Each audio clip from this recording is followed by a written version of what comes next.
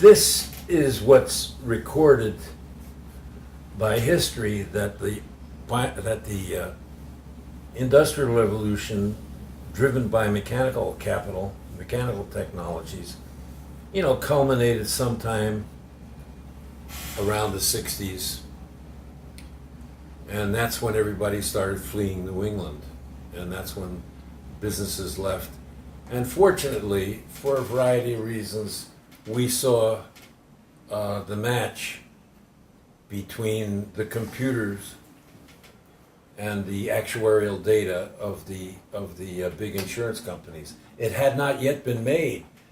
We pulled the leaders of the industrial community together with the leaders of the public sector, and we processed interdependently to decide what the future of Springfield, what the future direction of Springfield might be. Now, it didn't just spring out fully born to us, but once we realized that these big mainframes that Bernie was working with down at the University of Maryland, that, wow, they were born to handle the actuarial data of insurance companies. Then we saw the match, then we started putting it together so we could answer the question, what's new coming down the pike? Well, what's new coming down the pike came down the pike, IT.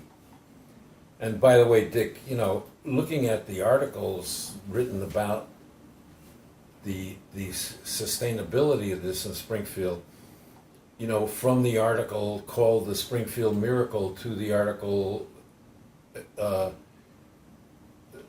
suggesting that Springfield was in trouble was about 35 years. So I was only there 3 years, crazy. But it got a run because it wasn't just the big insurance companies, but it were the little boutiques that came in. And Tommy Capilongo came in and created one of those boutiques.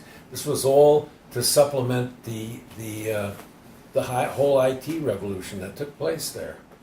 So, however long it was a lengthy run, and like all runs, they run out. But that's the one recorded by history. And here, this was done up. This particular model here, this particular picture was done up 25 years ago. And I was a little optimistic about the early peaking of IT. But IT certainly has peaked now. And it is a commoditized utility now.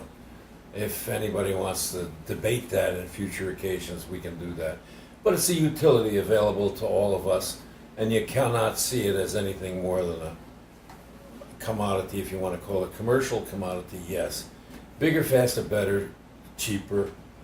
There's some innovations that can take place within, some nested innovations that take place within the commoditized. And so the next question becomes, where do we go from here?